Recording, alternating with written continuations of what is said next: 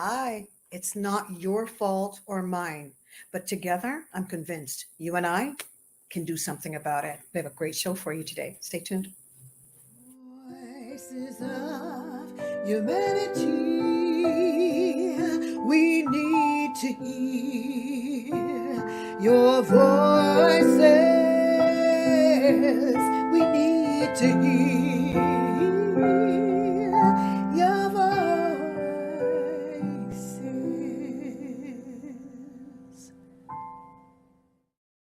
Hi, welcome to Voices of Humanity. I am your host, Sandra McKechnie, Voices of Humanity at prconnectionsradio.com, the voice of new media. And like we open, it really is not about fault. It's about us collaborating together and doing something about it. Shout out to Local Street. Shout out to Jelly Social. I am your host, Sandra McKechnie, and I am privileged. I'll use that word. It's Black History Month. I hope you're enjoying yourself. I don't do the month thing. I think it's 365 days a year. And that's why we do this show. But definitely keep the month. That's great. I think it's wonderful. Today, we have a special guest for you. I'm going to bring her on in a second. I am actually a cultural sensitivity and awareness certified life coach, and I would love you to get in touch with me. I do, yes, cultural sensitivity work, double consciousness work, and a lot of equity work as well, anti-bias, anti-oppression. And I would really like to hear from you. It's a huge topic, this is. And I also coach in the area of, I coach women that have had diverse challenges in their life and want to leverage that, put it all together to live their best life. And this podcast is what I do. I also do cultural sensitivity and awareness trainings called Double Consciousness, 2Bs. All right. So I'm going to bring on Marty now. Welcome, Marty Lampkin. Come on down. Hi, Hello. sweet. I've been trying to Hi, get her here. Sandra. Okay. I've been trying to get her to the show for some time. I can't even believe she's here. In fact, today I thought I wasn't hearing from you. I was like, Lord of mercy. Don't tell me I got to cancel Oh, this I show. was coming. I just had to get some work done, but I Oh, definitely that's was going to be okay. here. She's busy. That's why. Let me read some of this bio. Okay. All right, here we go. Marty Lampkin is a professor in the School of Social and Community Services. She has been teaching in the social service work program since 2018 and joined the team as a full-time professor in 2021. Proud of you, girl. Marty obtained a BSW from Ryerson University and MSW degree from the University of Toronto. She has worked in the social service sector for several years, supporting individuals and families living with developmental disabilities, intellectual disabilities, and autism spectrum disorder. Over the years, she has provided intensive case management services, complex support coordination, system navigation, individual and family counseling, as well as educational capacity building and trainings. Marty Lampkin is a compassionate and dedicated counselor, clinical social worker, professor, and social justice advocate who grounds her practice in anti-oppression, anti-colonial, and decolonizing methods. She understands that interlocking systems of oppression ingrained in society contribute to the personal life challenges that children, youth, and adults experience. As a counselor, she works to explore these intersections through a holistic perspective that helps clients recognize their strength and resilience and reach their personal goals. We're going to get into this.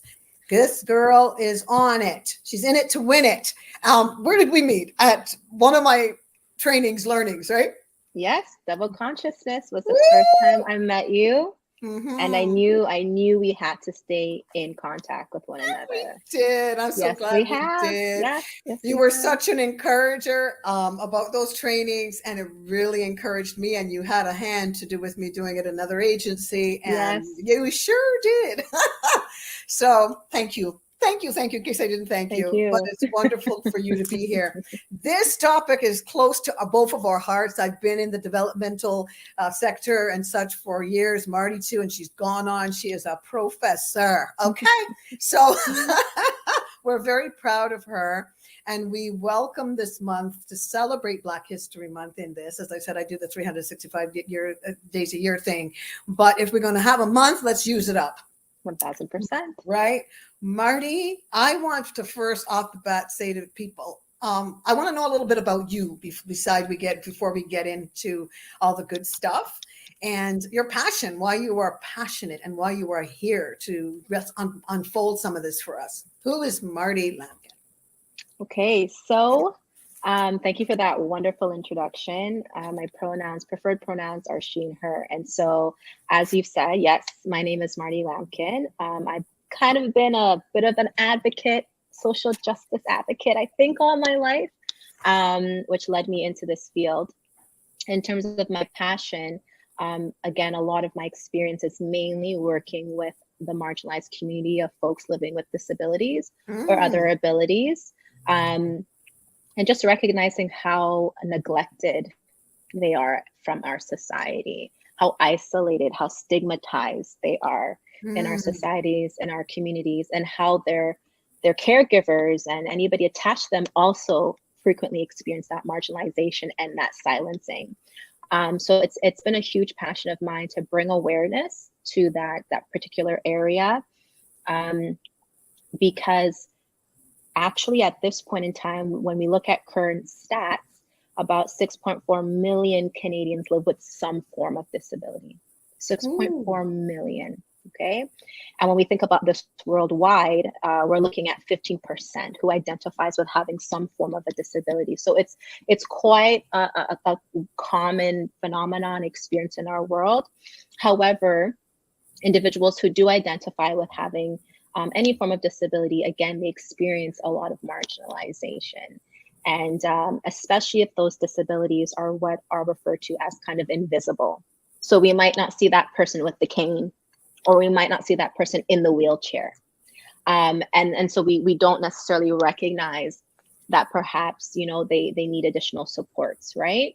And so in terms of my specialization, again, that's been working with adults, particularly with intellectual or developmental disabilities, and then also those who are on the spectrum, because autism is a spectrum, and no two folks with autism are going to be the exact same or look the exact same or need the exact same supports.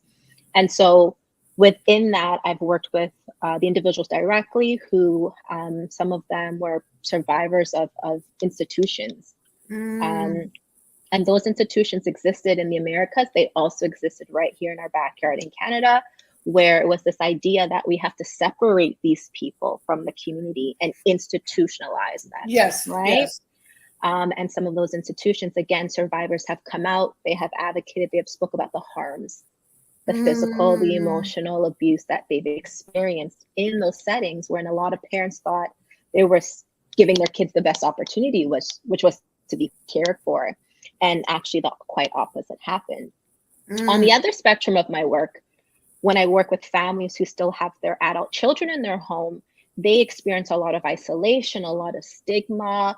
Sometimes there's cultural shame, depending on their cultural identities. Having a child or with a disability actually is something that could bring shame among the family. And so therefore they become isolated from their supports, from their connections. And it really has a severe impact on their mental health and well-being. And it's just not as simple, for some parents to just go out to the movies, with their children or something. If you have a child with other needs, there are other supports, accommodations that are required. So very kind of common day ways that we engage in our communities. We go out, we watch a movie, we go for dinner, right?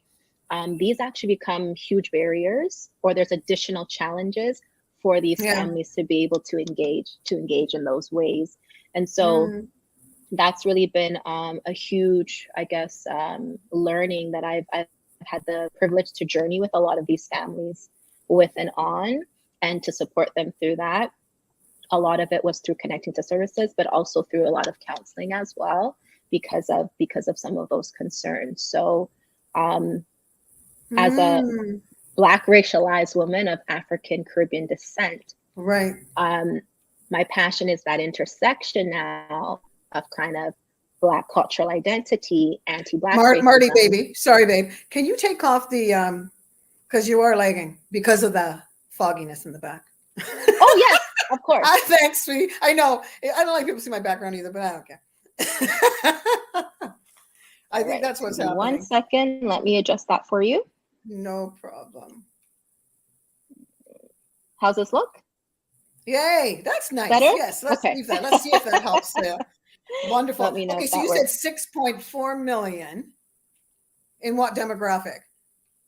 In terms of in Canadians live with Yeah. identifying as having a disability. This is according to Easter Seals. Easter Seals is an Wow. agency in Yeah, Toronto as well, right? That that's a provides these lot. services. So it's Wow. quite larger than just the way I think our mass media communicates these ideas that they're just one off here and there, people who need some sort of special accommodations to fit in to Right, the right. standard of the world, right? So again, there's that need to try to adjust who you are as opposed to accepting and recognizing that this diversity exists, right? The cultural shame Just part generally. is huge. The cultural shame part is huge. You're talking about um, most of the planet, the whole world's turning brown.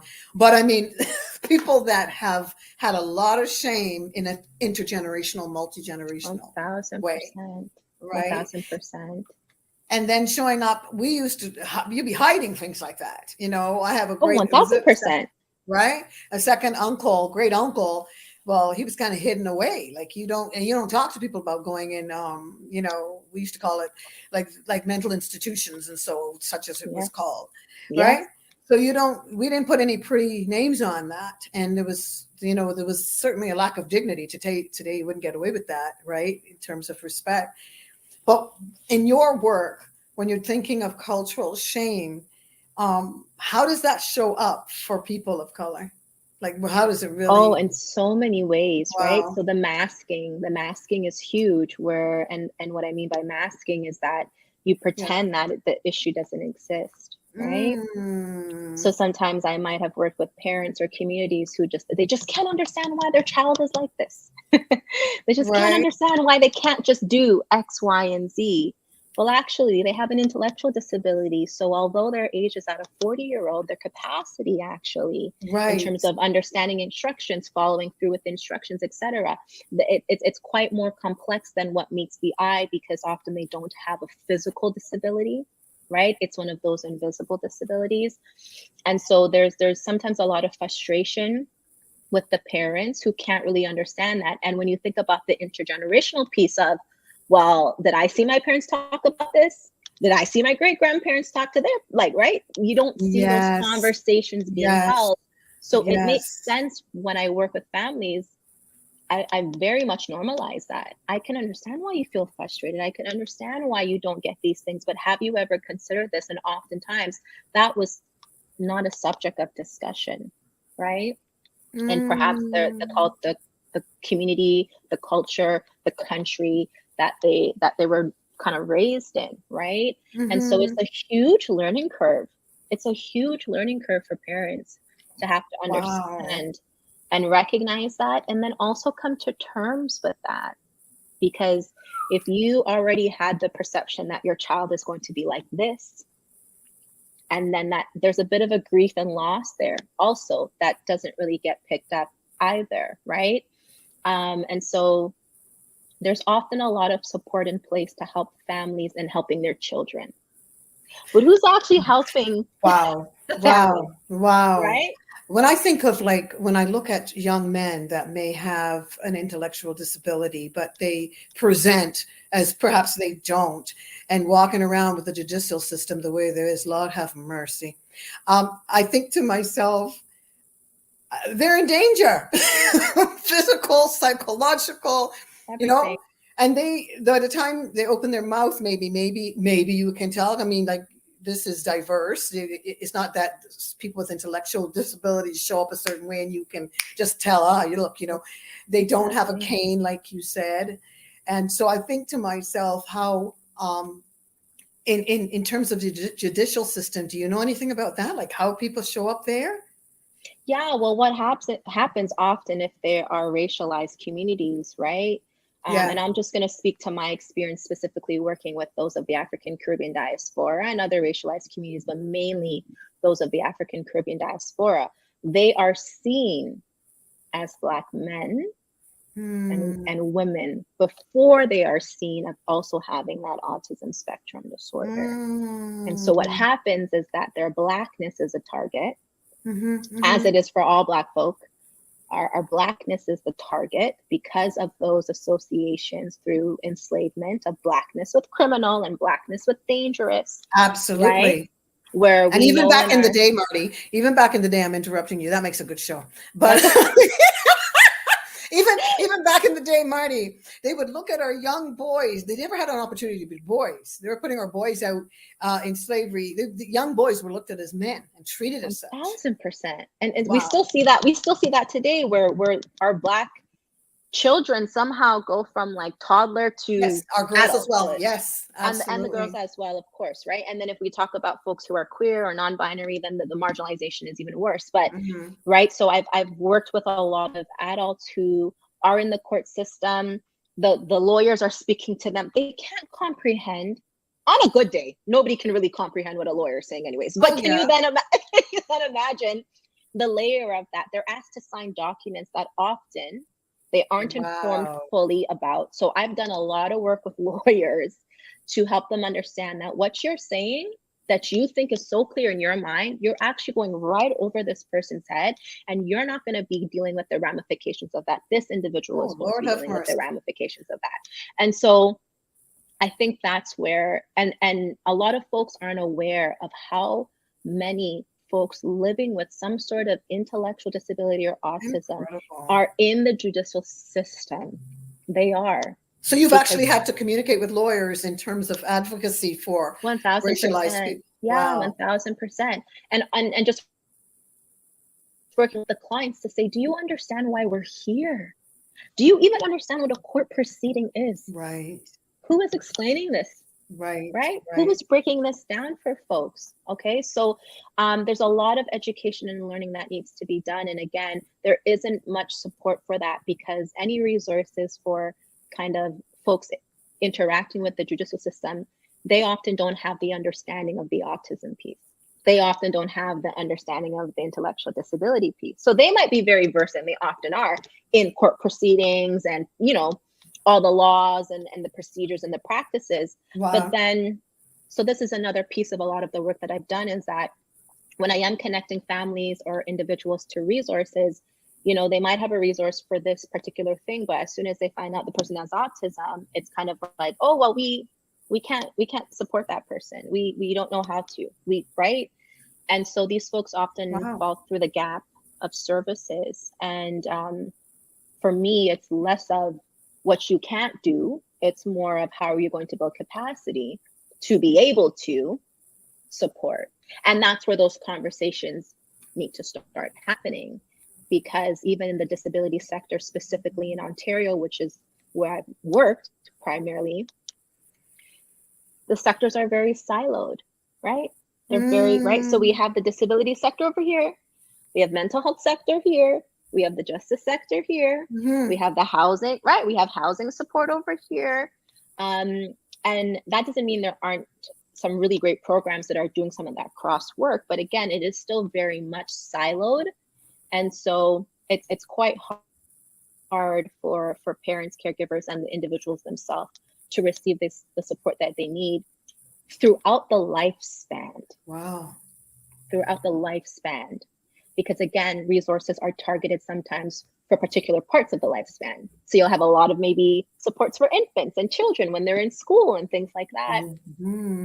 But once they graduate, what happens to those kinds of supports when they become seniors and elders?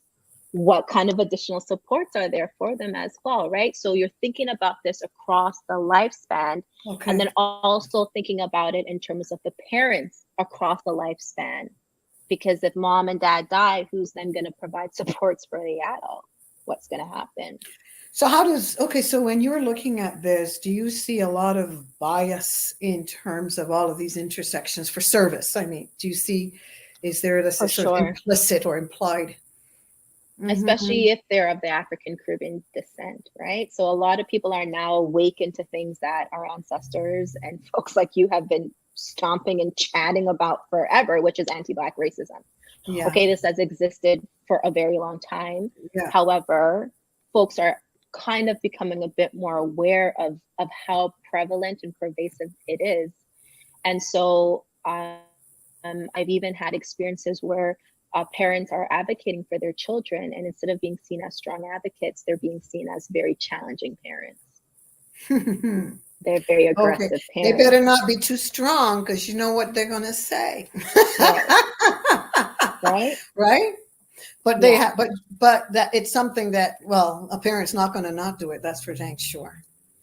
But then some parents do actually then have that anxiety or that fear of actually advocating or Okay, speaking up, because something, right? they're not going to get the services. They're not going to get the They're connection. not going to get the stigma services, or they get more stigmatized from the place that they're told go and seek these services from, or these services are not delivered in a culturally appropriate or culturally sensitive way. They're not rooted in Afrocentric perspectives. They're not rooted in our an understanding of anti-Black racism. It's not uncommon that a lot of these sectors are filled with primarily white Eurocentric modalities, and so they really also just don't speak to our truth, um, and our reality.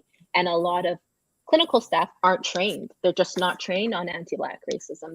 They're not trained on Indigenous ways of knowing. They're not really trained on how all these things intersect. So, you know, if a colleague is giving a great recommendation, but then I'm saying, do you understand that Black folks get paid a lot less? We work more precarious part-time jobs. So actually, that mom going to that yoga class that costs $60 or $70 might seem very feasible for you, but for this mom, she's going to have to choose between, right, covering that rent bill, which keeps increasing, or doing that yoga class. So it's actually not a culturally responsive suggestion or approach, which is why mom wouldn't go, right, and wouldn't partake in something like that, because there's a lot of barriers in the way to her accessing that when you're thinking about self-care, you know, and these kinds of ideas that are promoted, that are very much rooted in a lot of capitalism, because you have to have some dollars to be able to do a lot of these things,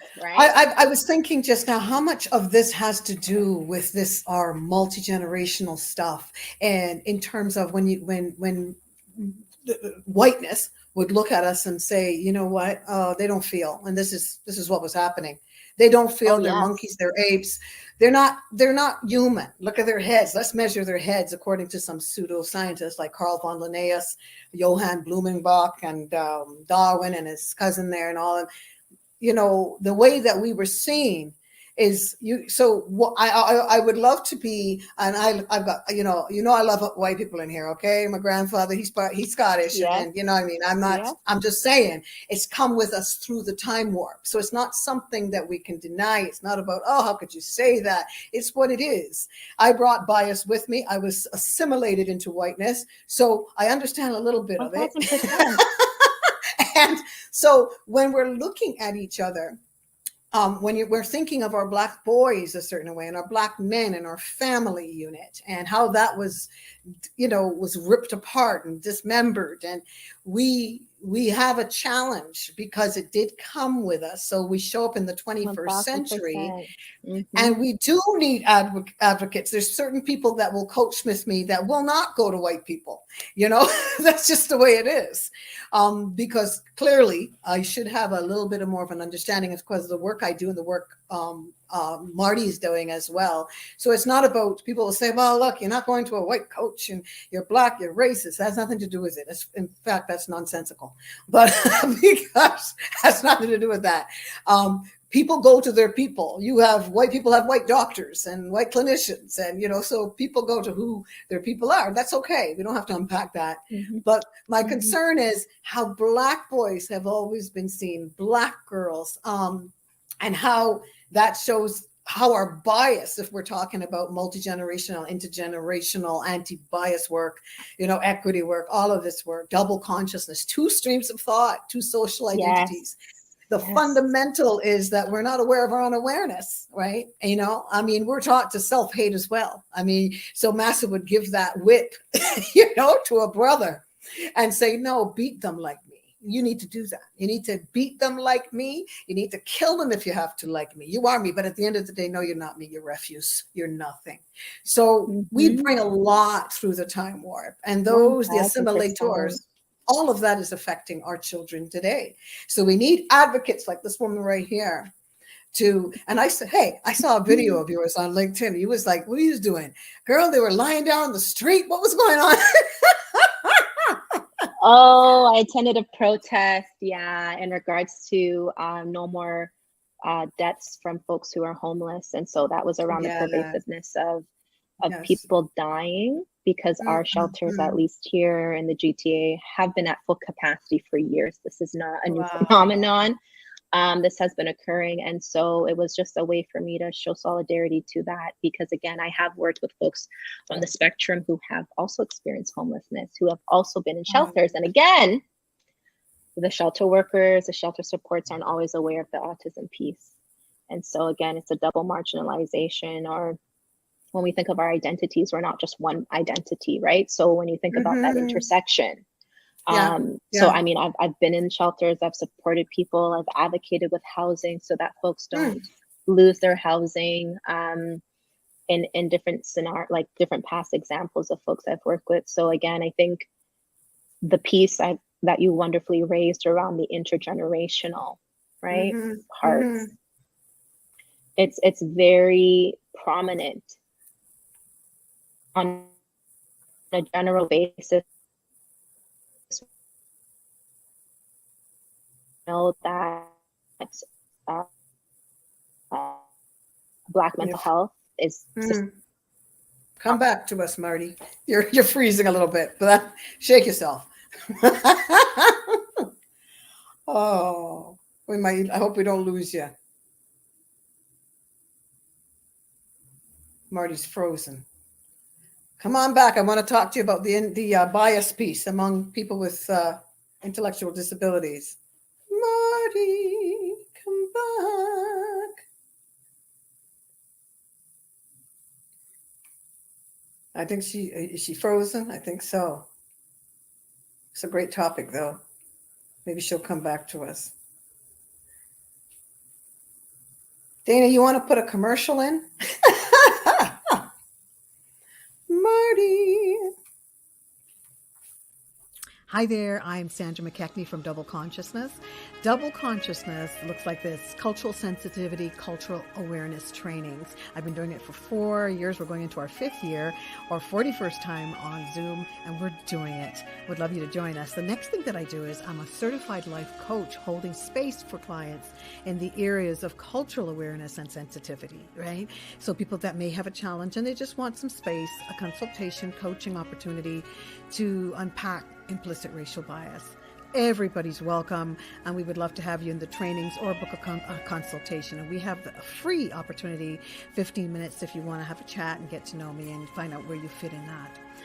The next thing that I do is I am a host for Voices of Humanity out of prconnectionsradio.com. If you want to be on my podcast and you're a fit, because it does have to fit with the show, has to complement the show and the network, I would love you to get in touch with me. And I'm also, from my heart, and I've always been a singer-songwriter, and I love this stuff. I love the singing. We put it in our trainings, our cultural sensitivity and awareness trainings. So sometimes I just sing just like this. You're all that I want. You are all that I need. And you brought me here when I can't find my way. You're all that I need.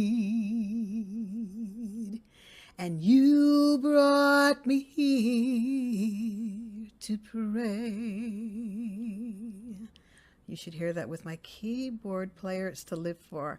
Thank you so much for your time. I hope that helps you to know who Sandra McKechnie is. Take care. Bye for now. She's back. Okay, everybody, subscribe. Okay, Voices of Humanity at preconnectionsradio.com, the voice of new media. Welcome back, Marty. Thank you. I know she did it on purpose. She just wanted to make another entrance. All right. How did you know? Listen, that whole bias piece in terms of, I mean, inadvertently, you're going to be doing anti-bias work in this all over the place, right? So what does that look like amongst people with, depending on, I guess it's diverse, but the intellectual disability? Do you find bias within that whole sector, that whole community of people? It's hard to generalize in that sense. I think Uh-huh. that in terms of just working amongst kind of clinical staff and clinicians, many of them conduct assessments in a particular way that has no Afrocentric lens, Mm-hmm. no kind of any of those perspectives to it. So it's very much kind of assessing what the family has, doesn't have, what they need. But if you're not connecting that to anti-Black racism, to capitalism, to poverty, to Yeah. sexism, to Yeah. all those isms, right? And so a Mm. lot of times those assessments, they don't hold spaces for that. They don't ask you questions about that. They don't really value that. And the other piece that stood out to me before the commercial break was when you talked about, you know, uh, the anti-Blackness and this enslavement and how that's been forced down. It made me think about an actual a worker. This happened in the States back in 2016. Charles Kingsley, who worked with adults with autism, and this particular adult was nonverbal as well, Mm. and actually was stopped by the police because, again, he's quite a tall, big Black man supporting his client. And there's photos of him literally laying on the ground with his hands up saying, don't shoot, I'm the worker. Like, I'm the worker for this individual. Hello. That's incredible. And I believe he still got shot. I do believe he still got shot in that Heck, it's not scenario. that So, incredible. It happens all the time. right? So Yeah. even as staff, even as a worker, I still have to deal with anti-Black racism among my colleagues, among physicians, psychiatrists, doctors. I still have people question my skills, my abilities, right? So again, it's so pervasive. It affects the families, but it also affects us who are here to Mm. advocate and work with the families. So you're kind of fighting for these voices to be heard, but you're also fighting amongst these Mhm. systems Mm. that are in place, because again, back to your point around Black life being like cattle, Black life not being valued, Black life and Black concern not Mm. mattering. Oh my So when gosh. Hello. I sure enough know, girl. You know, and I was thinking of the health inequities, the inequities in the healthcare system. There's a gentleman by the name mm, of, and audience, if you want to look this up, it's important that you get some resources too. Dr. David R. Williams, he's out of Harvard, and he's got some amazing videos out there, and his literature. He's done the stats, and just the health care inequities are incredible. How people get treated, certain groups, our indigenous brothers and sisters, blacks, Koreans are also treated a certain way, our Asians. It's incredible. But of course, blacks yeah, are still classified into races at the bottom of that rung, right? So we got the foot is a little heavier on our necks. 1000%. So, so that's Yeah, and I'm reading a book right now by David Archer around anti-racist psychotherapy, and one of the pieces that David he Archer. highlights is the fact that you know, yes, not everybody's racist, but everybody does benefit from anti-Black racism, Ooh, right? interesting. So Mm. everybody benefits from our subordination. Everybody benefits, and this also likewise for indigenous, folks as well, when we're settling on their lands and they've been really stripped away from all their resources in terms of our advancement. So, it comes down to that understanding that although I may not necessarily engage in these particular acts, you still benefit from Oh, I love this anti-Black stuff. racism. Absolutely. I You love it. come This is 1000%, mm, right? this brings awareness and action because people will say, what can I do? I wasn't there. I hear you. But the challenge is this. I always say to people, if you can get a black author, now dare I say that, if you can go to a black restaurant, okay, you might not like the spicy Caribbean food. I don't know, order a salad.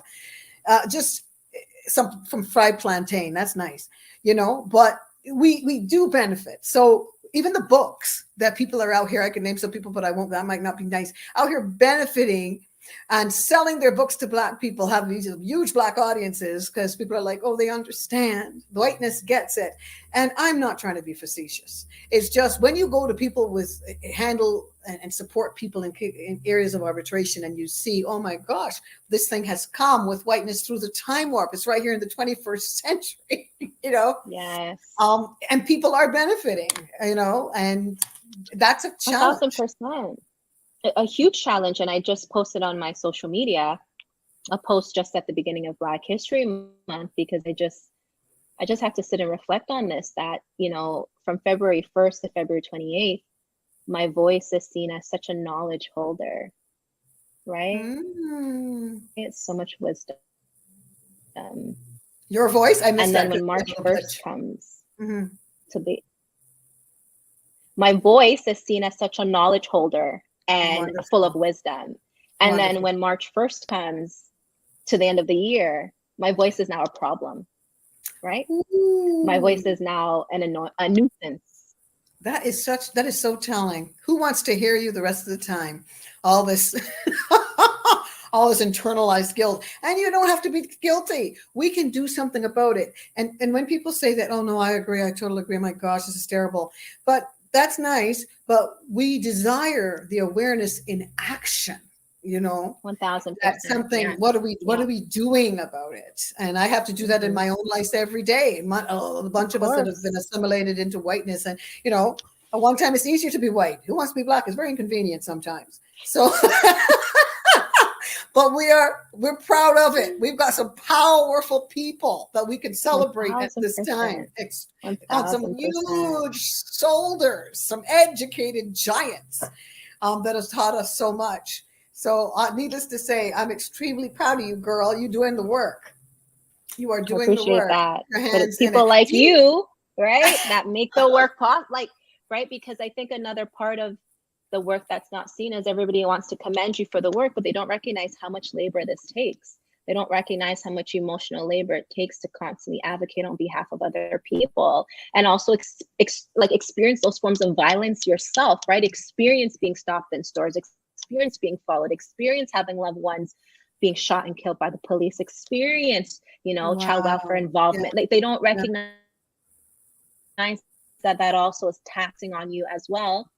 And again, it speaks to the mental health components too, right? So I think that it's also people like you that remind me, you know, there are people before me who have been fighting this fight for me to do what I do. And I hope that I'm also paving the way so that when my time comes and goes, there will be people after me that can come and pick up where I've left off, because this work is not easy at all. And I think because of the anti-Blackness, we are perceived as, we can just tolerate whatever.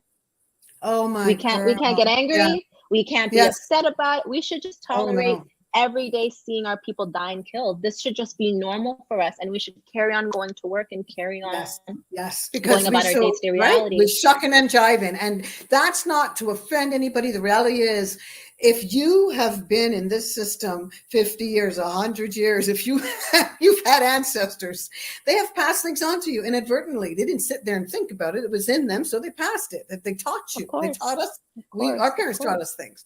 So it's almost like, you know, you're looking at us a certain way. And if the pseudoscientists said, well, they can't feel. No, they you know, and their women they deserve to be raped. And because look at their buttocks, you know, they obviously deserve to be raped. So if you come to my training, I know I'm simplifying this terribly, but get in on those trainings. Marty, are you doing like webinars or anything? Yes. Big stuff to know about. Not webinars at the moment. I do work in partnership with a counseling kind of practice. So specifically, we focus on the mental health of the BIPOC community, which is Black, Indigenous, people of colors. Within that BIPOC community, I specialize specifically those with intellectual disabilities, developmental disabilities, because again, most folks are not trained or have any education on how to provide counseling services. And really, there's an assumption that you got autism, there's no way you could experience any other mental health concern. There's no way you could experience anxiety. There's no way you could experience depression. There's no way you could experience grief and loss, right? Wow. So there aren't a lot of supports out there and available to address the mental health concerns for folks on the spectrum. And so that's kind of a special area of my work. Outside of that, in terms of my community work that I've developed, I developed actually a program specifically for Black adults with autism or other intellectual disabilities to actually teach them about anti-Black racism. And actually teach them, you know, if you got stopped by the police, why is that, right? What can you do? What things can you show? Can you tell them so that they understand you also have autism? And so it was such a beautiful community-led group where I brought people together who, again, they were treated bad, but they didn't understand why. Oh, this is wonderful. Yeah. They didn't understand why, because nobody had conversations to teach them about the fact that anti-Black racism exists, right? And some of them had workers that had treated them really bad, and they didn't understand why either. And so that's a program that we'll be launching again in the spring. And those are the ways that I just try to pour back into that. You know, because when people have the knowledge, then you don't, there's ways that you don't show up for yourself. Never mind the people. When you have the knowledge and you understand, oh, that's why they're doing that. Doesn't make it right, but at least you know what you're dealing with. And that knowledge can give you some freedom. And then you take, this is why I do the show, take the burden off yourself. It's not your fault. Oh no, you know, nothing's wrong with you. Something happened to you. So you accept that and you move on. And with wonderful people like Marty, yeah. Now I'm so curious. I would love to do this. I know I would really love you to return and, like, are there individuals with intellectual disabilities that you think would be great for the show?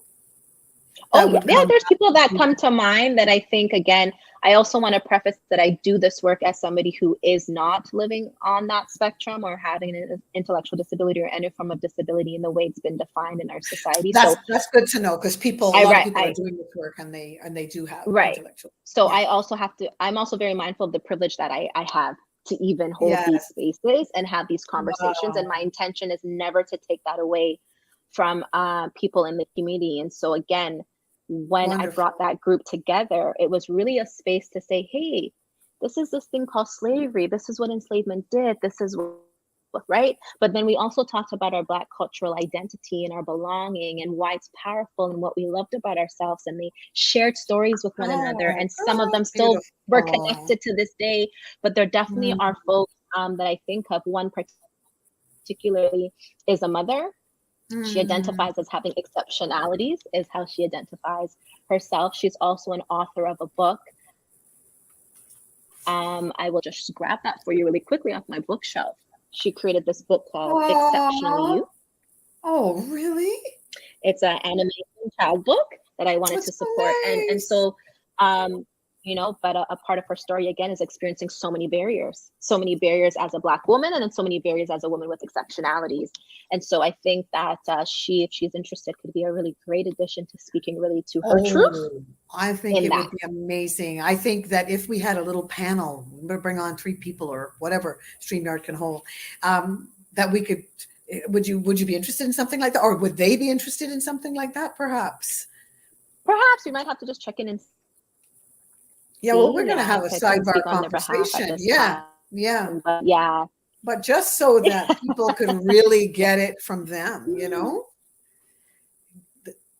1,000%. 1,000%. Good stuff. And again, I encourage people to start looking at, right, disability authors, educators. There's so much podcasts. There's so many things out on YouTube, right, where people who actually live those realities are sharing and speaking about what that's like.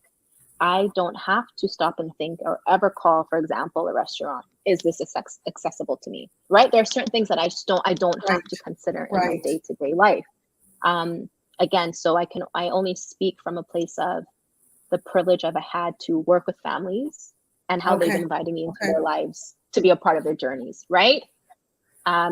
And really just trying to advocate around that intersection there, because again. And if somebody said to you, Marty, if somebody said, well, why are you so focused on the Black people with disabilities and it's just all people, what would you say? All people with disabilities. Yes, all people with disabilities, but because of intersectionality, we have to look at things a bit differently. We have to understand that all people with disabilities do not experience the world in the exact same way. And that when you add on the racism piece, it's another layer. I've also worked with folks who are on the spectrum who identify as being queer. When you add that on, it's another layer, right? So it's not as easy as just saying focus on everybody. Yes, I do think all folks with disabilities experience ableism for sure, but our intersectionality impacts us all a little bit differently. And so for me specifically, I pay attention to that. Absolutely. Yeah. I think that's fantastic. Thank you. You're a doll. And I'm going to talk to you about getting back on the show, a couple of people at least. I think, well, I just think it would bring a lot of awareness to, I've looked it up and I'm going, oh my goodness, this is so important, because people are assuming some things that maybe they've been taught and they don't realize, they're unaware. They're unaware of their unawareness, and it's okay. I was too. Hello. 1000%. No, I'm growing and I'm learning. And so I want people like Marty on the show, and I'd love to get others that can really speak to this in our community, in the Indigenous community as well.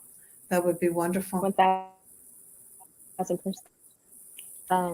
1000%. Yeah. Okay, so you're going to give me your handles and stuff so that I can, when I shoot the video out, that I can put them there. Now, are people able to get in touch with you, or yes, I will. Yeah. Okay. 1000%. They can send me an email at my email address. That's the best way to get in contact with me. Okay. Which is Marty, MARTY. Okay. .Lampkin, LAMPKIN. Did you send me your handles already? I'm not sure if I did. I might have. Okay. I can't recall. But maybe a long time ago when you're supposed to be on the show, but you're going to come back. Yes. Yeah. Probably a long time ago. Yeah.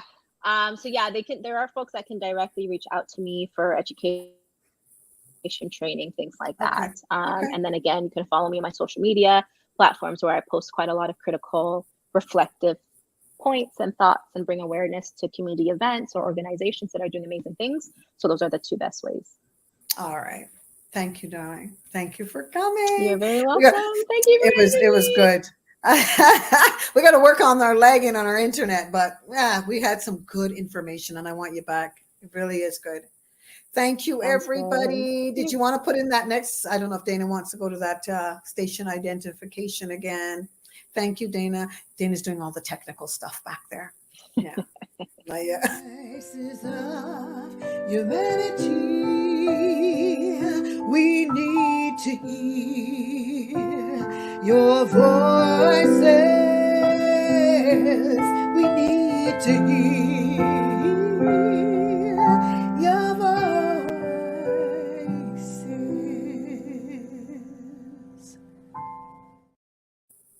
I love that commercial. I love seeing all the people. I got to put you in one of those. Yes. Well, thank you, everybody. Before we go, I gotta get a quick screenshot of us so I can just. Is that okay with you? Sure. Oh, definitely. Because that was great. Okay, ready? 1, 2, 3. Yay! Wonderful. Did you do it?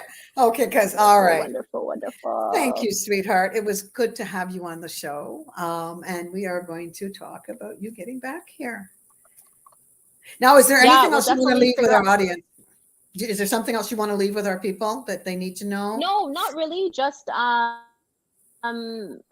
guess just my contact information if they want to get in touch with me or any shape or form. So I'm going to pop that in the chat here just in case you need it. That's my email. And then in terms of Instagram, it's